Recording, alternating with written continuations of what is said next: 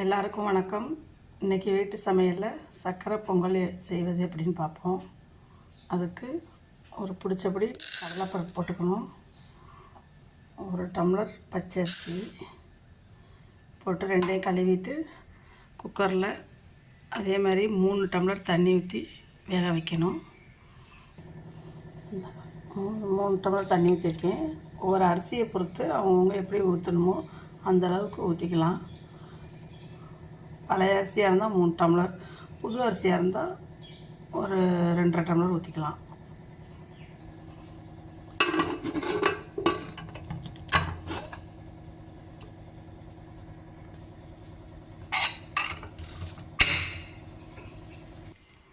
அரிசி எடுத்த அதே டம்ளரில் 1.5 டம்ளர் வெல்லம் நுணுக்கி வச்சுக்கணும்.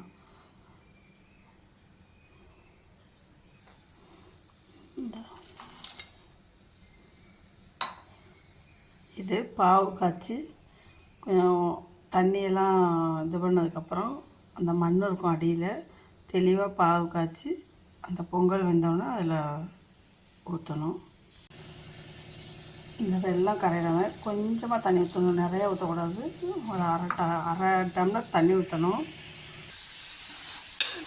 வச்சு பாவு காய்ச்சிக்கணும். ஏன்னா வெள்ளத்தில் எல்லாம் மண் இருக்கும்.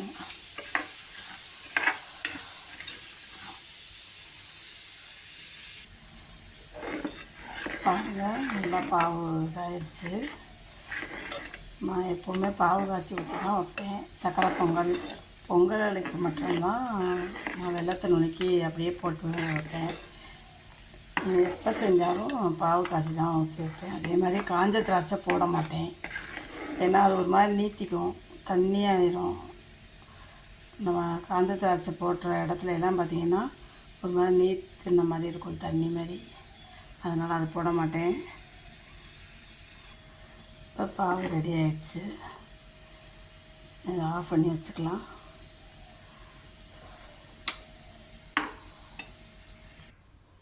இப்போ ஓப்பன் பண்ணி பார்ப்போம்.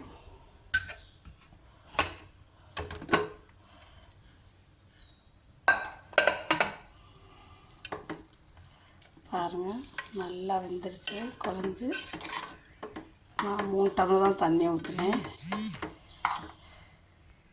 நல்லா குழச்சிக்கணும். எடுத்து நல்லா குழைவாக எடுத்துக்கணும். இல்லைன்னா பாகு ஊற்றும் போது இறைச்சிக்கும்.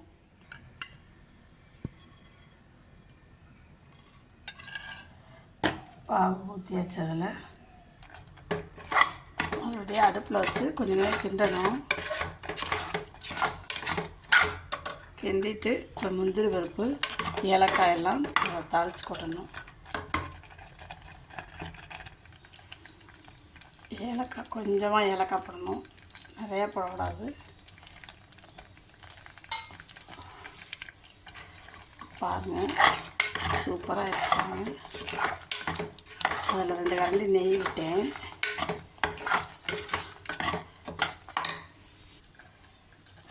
எரிப்பு சட்டி போட்டுக்கணும். போட்டு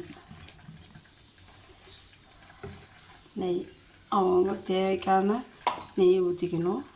ஒரு சிலர் நிறையா ஊற்றினா பிடிக்கும், நெய் ஊற்றினா பிடிக்காது. ஆனால் நெய் ஊற்றினா தான் நல்லாயிருக்கும். 1 கப்பு முந்திரி பருப்பு,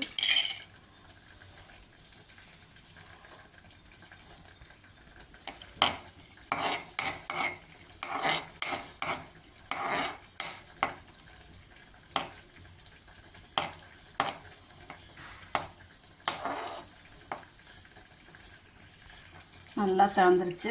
இப்போ எடுத்து பொங்கலில் ஊற்றலாம். இப்போ பாருங்கள், பொங்கலில் ஊற்றியாச்சு. சூப்பராக இருக்குது. பாருங்கள், இன்றைக்கி எங்கள் கொலுவுக்கு சாமிக்கெல்லாம் இதான் நைவேத்தியம். நீங்களும் செஞ்சு பாருங்கள். சக்கரை பொங்கல் ரெடி ஆயிடுச்சு. நீங்களும் செஞ்சு பாருங்கள். ஷேர் பண்ணுங்கள், கமெண்ட் பண்ணுங்கள் எப்படி இருக்குன்னு.